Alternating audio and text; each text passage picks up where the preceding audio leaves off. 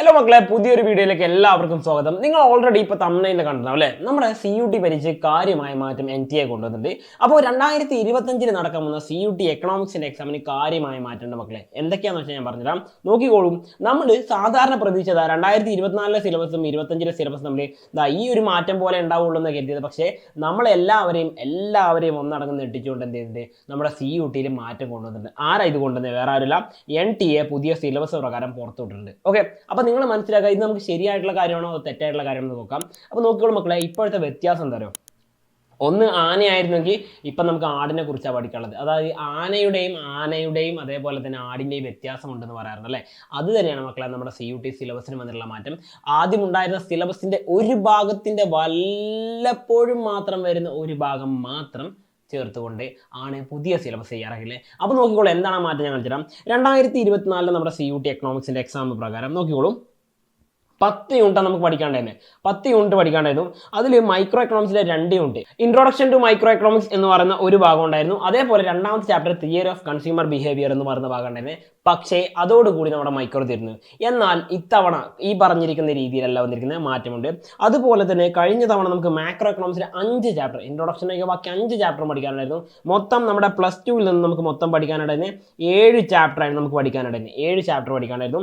ഇനി 2024 സിലബസ് തന്നെ നമുക്ക് എന്ത് ചെയ്യുന്നു, +1 എല്ലാ ഇന്ത്യൻ എക്കോണമിയിലെ എല്ലാ ചാപ്റ്ററും ഉൾപ്പെടുത്തിക്കൊണ്ട് 3 ചാപ്റ്റർ കൂടി നമുക്ക് പഠിക്കാനുണ്ടായിരുന്നു. അപ്പോൾ ചുരുക്കി പറഞ്ഞു കഴിഞ്ഞാൽ നമ്മുടെ +1ഉം +2 കൂട്ടിച്ചേർത്താൽ മാത്രമേ എന്താവുള്ളൂ, കഴിഞ്ഞ വർഷം CUT ആവുന്നുണ്ട്. അപ്പോൾ നിങ്ങൾ ജസ്റ്റ് ശ്രദ്ധിക്കേണ്ട കാര്യം, കഴിഞ്ഞ വർഷം CUT UGക്ക് നിങ്ങൾ പഠിക്കണമെങ്കിൽ +1 പഠിക്കണം, +2 പഠിക്കണം, മൈക്രോ പഠിക്കണം, മാക്രോ പഠിക്കണം, ഇന്ത്യൻ എക്കോണമി പഠിക്കണം. ഇത് 3ഉം പഠിച്ചാലേ CUT എക്സാം എഴുതാൻ പറ്റുള്ളായിരുന്നു മക്കളെ. അപ്പോൾ നിങ്ങളൊരു ശ്രദ്ധിച്ചു നോക്കുക, അത്രയും വലിയ ഡീറ്റെയിൽ ആയിട്ട് പഠിച്ചിരിക്കേണ്ട സിലബസ്, അതിൽ നിന്നും കാര്യമായ മാറ്റം 2024 കൊണ്ടുവന്നു. ആ 24 നിന്നും മാറ്റം കൊണ്ടുവന്നാണ് 25ലേക്ക്. മാറ്റം ഇതാണ് മക്കളെ പറയുന്നത്. 10 യൂണിറ്റ് തന്നെ ഇവിടെ വീണ്ടും തന്നിട്ടുണ്ട്. പക്ഷേ മൈക്രോയിൽ ആദ്യം ഉണ്ടായിരുന്ന 2 യൂണിറ്റ് അല്ല, ഇപ്പോൾ എത്രയാണ്, 5 യൂണിറ്റ് പഠിക്കാനുണ്ട്. അതായത് മൈക്രോ എക്കണോമിക്സിന് 5 യൂണിറ്റുകൾ പഠിക്കാനുണ്ട്. ആൻഡ് മാക്രോ എക്കണോമിക്സ് ഓൾറെഡി ഉണ്ടായിരുന്ന 5 യൂണിറ്റ് അതുപോലെ നിലനിർത്തിയിട്ടുണ്ട്. പകരം ഒഴിവാക്കി, ഇന്ത്യൻ എക്കോണമി നമുക്ക് ഒഴിവാക്കി. ഇന്ത്യൻ എക്കോണമി എന്ന് പറഞ്ഞാൽ കംപ്ലീറ്റ് ചാപ്റ്റേഴ്സ് നമുക്ക് ഒഴിവാക്കി.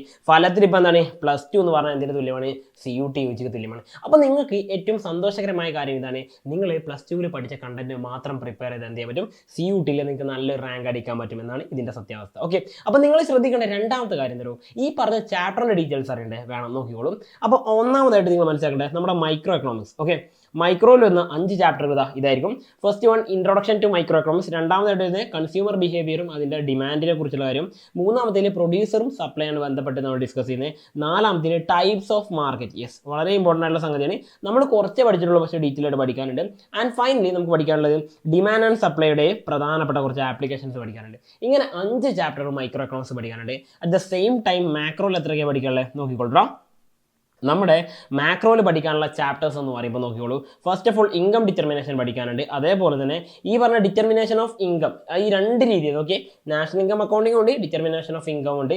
നിങ്ങൾ +2 ഏറ്റവും കൂടുതൽ ബുദ്ധിമുട്ടിയ 2 ചാപ്റ്ററാണ് ഈ ചാപ്റ്റർ സിലബസിൽ ഇപ്പോഴും നിലനിർത്തിയിട്ടുണ്ടോ. അപ്പോൾ നിങ്ങൾക്ക് അറിയാം എത്രത്തോളം അതിൻ്റെ ഒരു ടഫ്നെസ് എത്രത്തോളം ഉണ്ടെന്നുള്ള കാര്യം നിങ്ങൾക്ക് മനസ്സിലായി തോന്നും.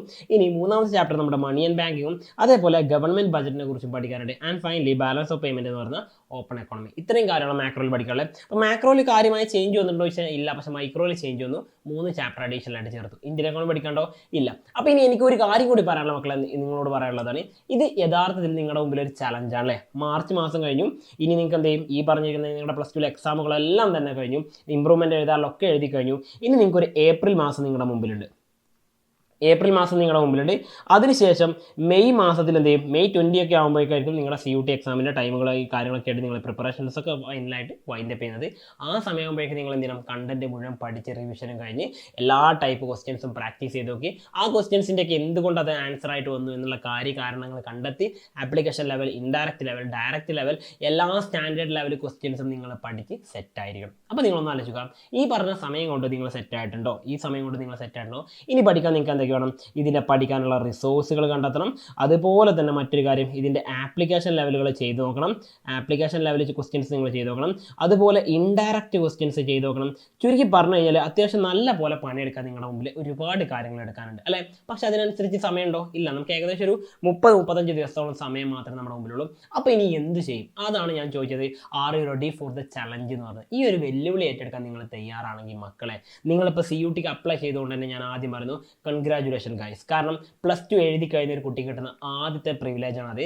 +2 കഴിഞ്ഞ ഒരാൾക്ക് CUT UG എഴുതാൻ പറ്റുള്ളൂ. ഏറ്റവും പ്രധാനപ്പെട്ട കാര്യം എന്ന് പറഞ്ഞാൽ നമ്മുടെ ദേശീയ തലത്തിൽ നടക്കുന്ന ഒരു പരീക്ഷ, അത് NTA നടന്ന ഒരു പരീക്ഷ എഴുതാനുള്ള ക്വാളിഫിക്കേഷൻ നിങ്ങൾക്ക് കിട്ടിയതാണ്. അതിനുള്ള കൺഗ്രാജുലേഷൻ ആദ്യമേ ഞാൻ പറയുന്നു. ഇനി ഈ പറഞ്ഞ കിട്ടിയ അവസരത്തെ എങ്ങനെ നന്നായിട്ട് ഉപയോഗപ്പെടുത്താം, അതിന് മക്കളെ നിങ്ങൾ ഡീറ്റെയിൽ ആയിട്ട് പഠിക്കാൻ തയ്യാണ് നിങ്ങൾക്ക് എന്ത് ചെയ്യാം, നമ്മുടെ എജുപോർട്ടിൻ്റെ CUT ബാച്ചിൽ ജോയിൻ ചെയ്യാം. വേറൊന്നുമല്ല, ഈ പറഞ്ഞിരിക്കുന്ന CUT ബാച്ചിലുള്ള ക്വസ്റ്റ്യൻസ് എങ്ങനെയൊക്കെയാണ് ഏതൊക്കെയാണെന്നുള്ള ലെവലിൽ ചോദ്യങ്ങളൊക്കെ എന്ത് ചെയ്യാം, നിങ്ങൾക്ക് മുൻപ് നടന്ന ലൈവിലെ കാര്യങ്ങളൊക്കെ നോക്കിയാൽ തന്നെ നിങ്ങൾക്ക് ഒരുപാട് കാര്യങ്ങൾ കിട്ടും. അതുപോലെ ഓരോ കണ്ടന്റുകൾ പറഞ്ഞിട്ടുണ്ട്. അപ്പോൾ ഈ പറഞ്ഞ ചാപ്റ്ററിന്റെ A മുതൽ Z വരെയുള്ള കാര്യങ്ങൾ പഠിച്ചുകൊണ്ട് എന്ത് ചെയ്യാം, ഏറ്റവും മികച്ച രീതിയിൽ തന്നെ ഇതിന് പ്രിപ്പയർ ചെയ്യാം. അതിന് സപ്പോർട്ട് ചെയ്യാൻ വേണ്ടി ആരുണ്ട്? എജുപോർട്ടിന്റെ CUT ചാനൽ നിങ്ങളുടെ കൂടെ ഉണ്ട്. അതുപോലെ CUTക്ക് വേണ്ടി ഏറ്റവും മികച്ച എല്ലാ രീതിയിലുള്ള ഫാക്കൽറ്റീസും നിങ്ങളുടെ കൂടെ ഉണ്ടാകും. അപ്പോൾ സയൻസ് പഠിക്കുന്നവർക്കും, കൊമേഴ്സ് പഠിക്കുന്നവർക്കും, ഹ്യൂമാനിറ്റീസ് പഠിക്കുന്നവർക്കും കോമൺ ആയിട്ട് എഴുതാൻ പറ്റുന്ന നമ്മുടെ സെൻട്രൽ യൂണിവേഴ്സിറ്റി എൻട്രൻസ് ടെസ്റ്റ് നിങ്ങളുടെ മുമ്പിലേക്ക് വരാൻ പോകുന്ന മക്കളെ. പ്രിപ്പയർ ചെയ്യാൻ നിങ്ങൾ തയ്യാറാണ് മക്കളെ? എങ്കിൽ തൊട്ട് താഴെ കാണുന്ന ഈ നമ്പറിലേക്ക് നിങ്ങൾക്ക് കോൺടാക്ട് ചെയ്യാം. നിങ്ങൾക്ക് വേണ്ട എല്ലാ സഹായങ്ങളും ഇവിടുന്ന് പ്രൊവൈഡ് ചെയ്യാൻ റെഡിയാണ്. അപ്പോൾ മക്കളെ, വീണ്ടും കാണുന്നവരേക്കും once again it's me Salsabin signing out from Eduport CUT. By.